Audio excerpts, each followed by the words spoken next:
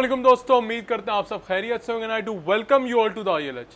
सो दोस्तों, आज बात करेंगे एक टॉपिक पे, एक इशू पे। वो है कि हर दिन को एक नए चैलेंज की तरह लें।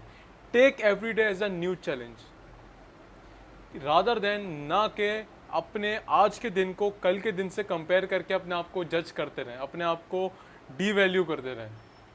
बहुत बार ऐसा होता है कि यार हम कहते हैं यार आज वो मज़ा नहीं आया, यार आज का दिन कल के दिन जैसा बेहतर नहीं था।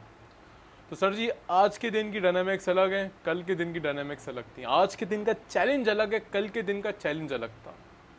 और कभी भी ऐसा आप ना करें कि आज के दिन को कल के दिन की बेसिस पे जज करके अपने आप को डिग्रेड कर रहे हो कि नहीं यार मैंने कल ये किया, मैंने आज ये नहीं किया।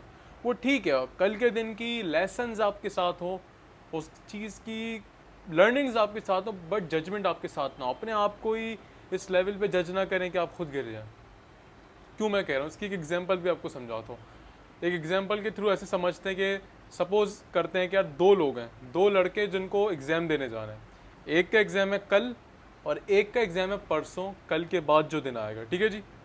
अब जिसका कल है, जिसका परसों है, दोनों के पास एक आज का दिन तो है, दोनों पढ़ेंगे आज 8-8 घंटे, 9-9 घंटे दोनों ने पढ़ा। ठीक है जी। अब जिसका कल है वो तो कल दे रहा है पेपर। अब वो पेपर में बैठा हुआ है और सोच रहा है कि यार मैंने पेपर देना हूँ लेकिन मैं पढ़ क्यों नहीं रहा, कल के दिन तो मैंने 8 घंटे पढ़ा और आज मैं पढ़ क्यों नहीं रहा। तो वो रेलेवेंट नहीं बना। वो देख रहे हैं आप, हर दिन के कॉन्टेक्स्ट अलग है। अब आज आप या तो पेपर दे लेंगे या आप पढ़ लेंगे 8 घंटे। या अगर वो दूसरा बंदा जिसका परसों पेपर है, वो अगर आपको देख रहा होगा तो कहेगा यार ये पेपर दे रहा है, मैं पढ़ रहा हूँ बैठ के। नहीं, अब क्या होगा, अब आप देकर आ गया कल अपना पेपर। अब जो दूसरा बंदा जिसका परसों पेपर है, परसों पेपर दे रहा है, आपके पेपर हो गए, आप घर पे बैठ के टीवी देख रहे हैं, तो अब आप अपने आप को डीमोरलाइज नहीं कर सकते कि यार वो पेपर दे रहा है, देखो मैं घर पे बैठ के फजूल तफरियाँ कर रहा हूँ। नहीं, आप अपना पेपर दे चुके हैं सर, उसकी बारी है अब अपने देने की पेपर। तो हर दिन का डायनामिक्स अलग है, हर दिन को उसकी चैलेंजेस को उसके हिसाब से लेके चला करें। हो सकता है कुछ दिन आप शायद रीड भी ना कर पाए, कुछ दिन आप कर पाए, टाइम निकाल के कर लेंगे, बट उस लेवल की रीडिंग ना कर पाए जिस लेवल की कल की थी। और डिफरेंट एस्पेक्ट्स होते हैं, तो हर दिन को उस दिन की तरह लेके चलें रादर देन कि अपने आप को जज करके डी वैल्यू कर। बड़ी अच्छी एग्जांपल दी है मैंने आपको दो बच्चों की।